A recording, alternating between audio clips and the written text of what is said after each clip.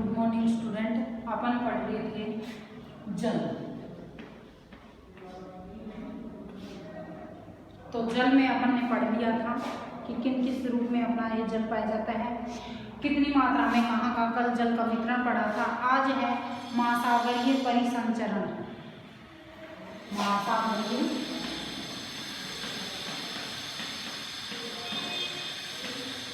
परिसंचरण।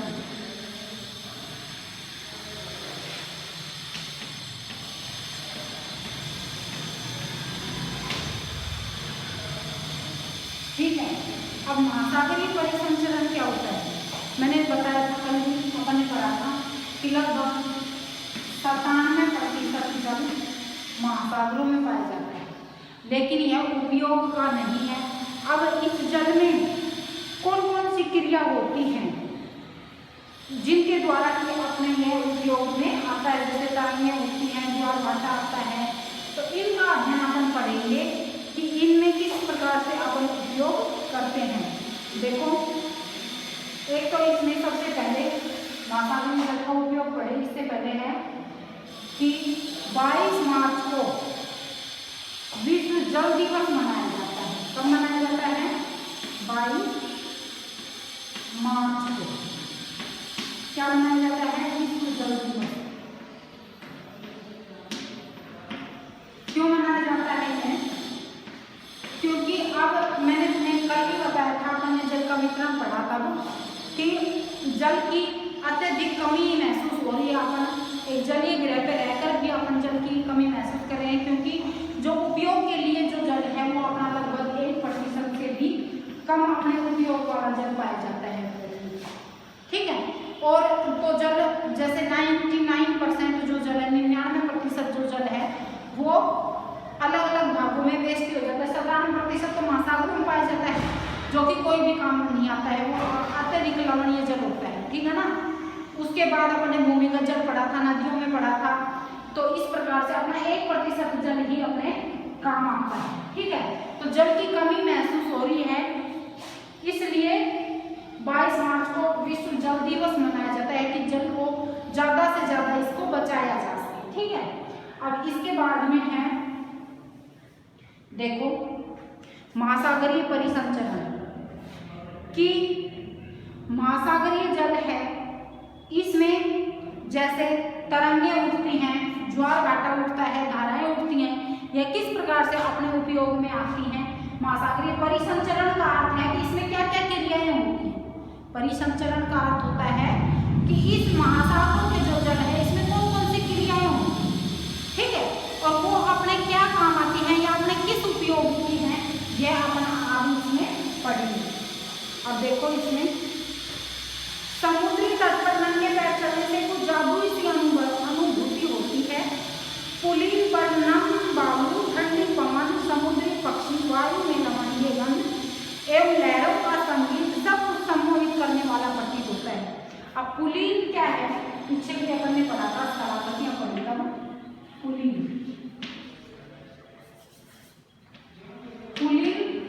महासागर में जो लहर के द्वारा जो तटीय स्थलाकृति बनती है, उसमें यह स्थलाकृति, जो तटीय स्थलाकृति बनती है पुलिन, वो स्थलाकृति का नाम है पुलिन। ठीक है। अब इसमें ये बताया गया है कि जैसे समुद्री तट पर जब अपन कई बार अपन घूमने जाते हैं समुद्री तट पे, जैसे गोवा जाते हैं या मुंबई जाते हैं, तो इनमें समुद्री तट पर वो, क्योंकि वो जो ये महासागरों में जो लहरें उठती हैं, ज्वार भाटा आता है, तरंगें उठती हैं, इनसे क्या होता है कि वहाँ पर जो वो पानी के साथ आती है तो वो बहुत ही नम हो जाती है। वहाँ की जो मिट्टी होती है नीचे, तो वो यूं गदम गदम सी लगती है, तो पैरों में अलग प्रकार की चुभन होती है या अलग प्रकार का ही महसूस होता है, वो बड़ा अच्छा लगता है। लेकिन वो क्यों होता है, ये कारण अपन इसमें जानेंगे। ताल एवं झील के शांत जल के विपरीत महासागरीय जल हमेशा गतिमान रहता है। झील में या ताल में जो जल भरा रहता है वो तो शांत रहता है, लेकिन महासागरीय जो जल है, महासागरों में जो जल बहता है, महासागर कौन कौन से हैं ये आपने पहले लेसन में पढ़े थे।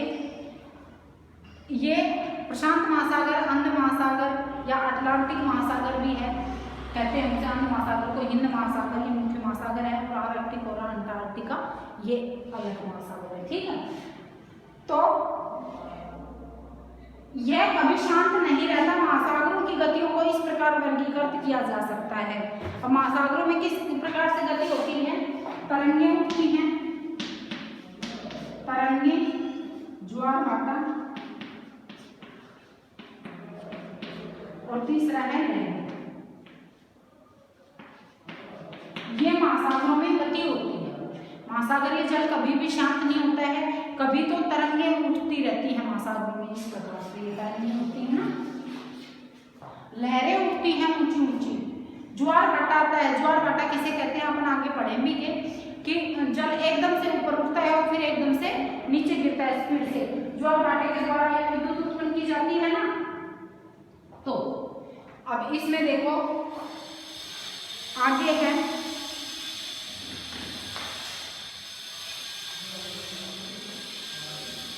जब समुद्री सतह पर पवन बहती है तो उसे, अब सबसे पहला पढ़ेंगे अपन तरंग। इसमें तरंग किसे कहते हैं? सबसे पहला है तरंग। अब तरंग किसे कहते हैं यह लिखो।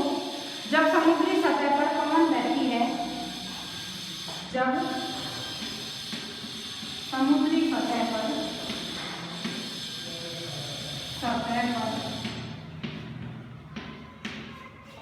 पवन बहती है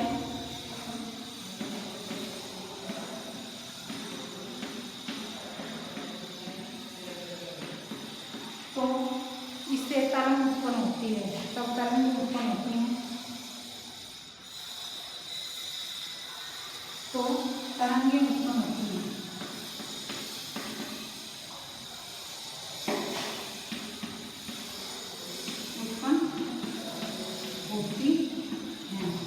ठीक है, इसे क्या समझे? जब समुद्री सतह पर पवन बहती है, समुद्री सतह क्या होगी? जैसे समुद्र है, उसकी जो ऊपरी होता है ना, उसमें जब पवन का मतलब है हवा जब चलती है तो उसके साथ वो पानी ऊपर नीचे उसके साथ ही बहता है तो उसे तरंग कहते हैं। ठीक है, यह जितनी तेज हवा चलेगी उतनी ही तेज ये तरंगें उसमें उठती रहती हैं पानी में।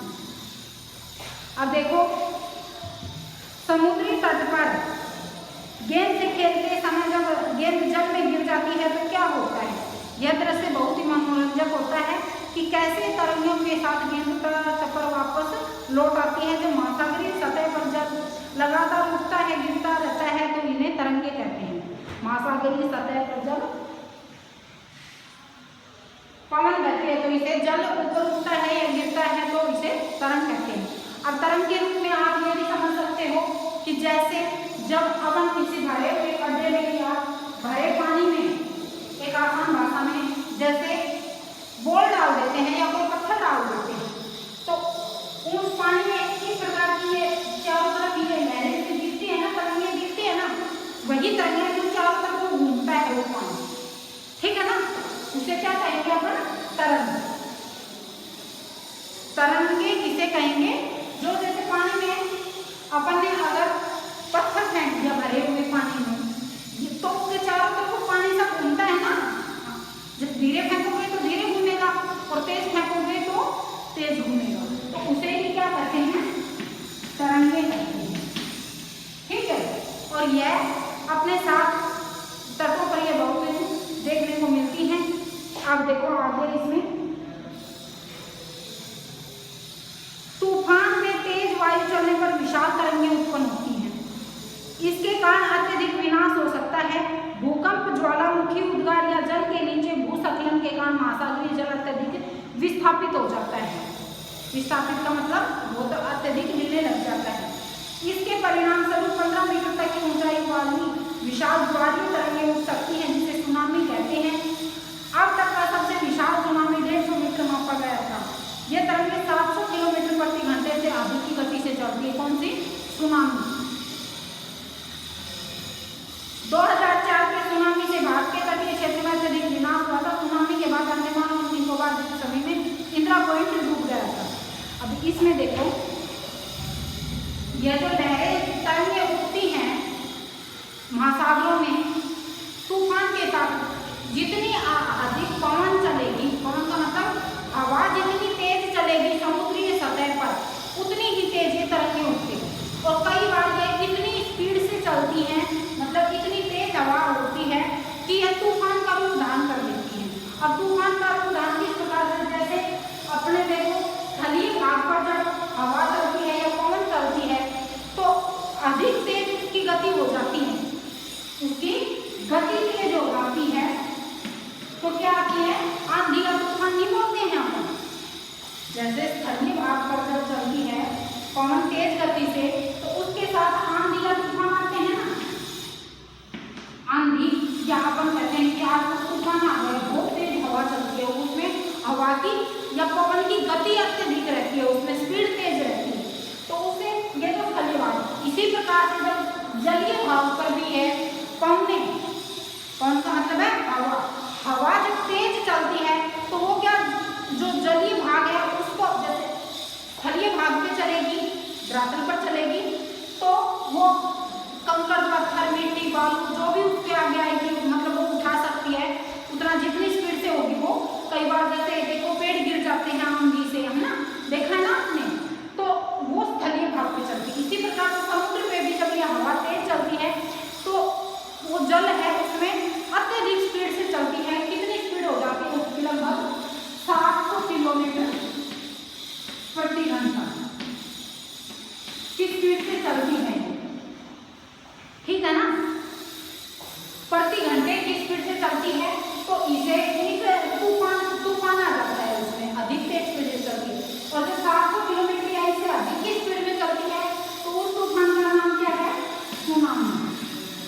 यह समुद्री तूफान है या समुद्री जल में जो तूफान आता है उसे क्या कहते हैं, सुनामी कहते हैं, जो अत्यधिक स्पीड से चलता है।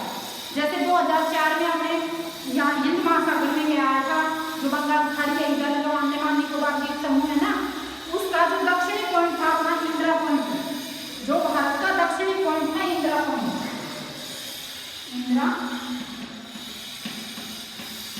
पॉइंट, वह जो स्थलीय भाग था वो उसी में डूब गया, ठीक है, क्योंकि यह जब तेज स्पीड से जैसे चलती है तो देखो मिट्टी के अपने स्थलीय भाग पे चलेगी तो मिट्टी को वो उठाती है तो उसमें कुछ भी दिखाई नहीं देता। कई बार ऐसे अपने यूं नहीं कहते आज पीली आंधी आ गई है, तो वो क्या करती है, जो उसके आगे मिट्टी आती है या कोई पेड़ पौधे आते हैं तो उनको अपने साथ उठाकर ले जाती है, तो उसे कुछ भी दिखाई नहीं देता। इसी प्रकार से वो जलीय क्षेत्र में चलती है तो जल को भी अपने साथ उठा लेती है और अत्यधिक तूफान का रूप ले लेती है, विनाशकारी होता है यह। और जब यह 700 इसका इस तूफान का नाम क्या है, सुनामी। अपन यूं नहीं कहते सुनामी आ गया, दक्षिणी भारत में सुनामी आ गया कि उस समुद्र में तूफान आते हैं तो उसका नाम है सुनामी।